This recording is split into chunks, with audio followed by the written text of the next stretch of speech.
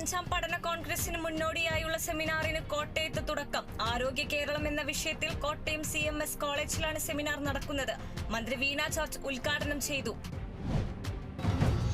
Thrissur ഒല്ലൂരിൽ തുടിപ്പ് pro life exhibition പുരോഗമിക്കുന്നു. Saint Antony's Forane ദേവാലയത്തിൽ ഗർഭസ്ഥ ശിശുക്കളുടെ സംരക്ഷണവുമായി ബന്ധപ്പെട്ട് ഇന്നും നാളെയുമാണ് എക്സിബിഷൻ നടക്കുന്നത്.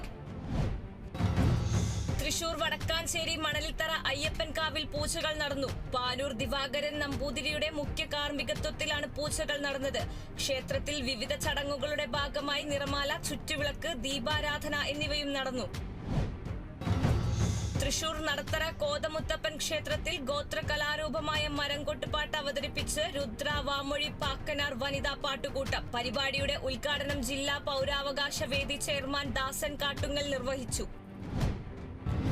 പത്തനംതിട്ട പന്തളം MC റോഡിൽ ടൂറിസ്റ്റ് ബസ്സും ലോറിയും കൂട്ടിയിടിച്ചു. മാനന്തവാടിയിൽ നിന്ന് തിരുവനന്തപുരത്തേക്ക് പോയ ബസ്സാണ് അപകടത്തിൽപ്പെട്ടത്. അപകടത്തിൽ നിരവധി പേർക്ക് പരിക്ക്.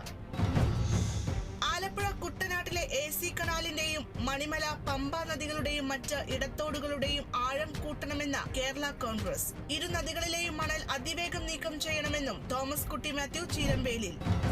മാറ്റിവെച്ച നെഹ്റു ട്രോഫി വള്ളംകളി സെപ്റ്റംബറിൽ നടത്താൻ സർക്കാർ തയ്യാറാകണമെന്ന് Alappuzha DCC vice president Saji Joseph. Thrissur നഗരസഭ വേണ്ടെന്ന് വെച്ച പുലിക്കളി നടത്താമെന്ന തീരുമാനം വന്നതിന് പിന്നാലെയാണ് നെഹ്റു ട്രോഫി വള്ളംകളി നടത്തണമെന്ന ആവശ്യം ശക്തമാകുന്നത്.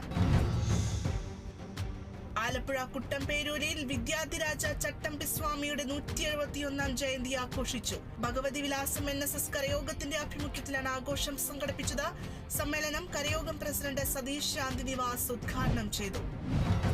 ആലപ്പുഴ ജില്ലാ ഇന്റർ സ്കൂൾ കിഴക്കൻ മേഖല ചെസ് ചാമ്പ്യൻഷിപ്പ് സംഘടിപ്പിച്ചത് നെടുമുടി നായർ സമാജം ഹയർ സെക്കൻഡറി സ്കൂളിൽ. ചാമ്പ്യൻഷിപ്പിൽ 3 വിഭാഗങ്ങളിലായി 53 ടീമുകൾ പങ്കെടുത്തു.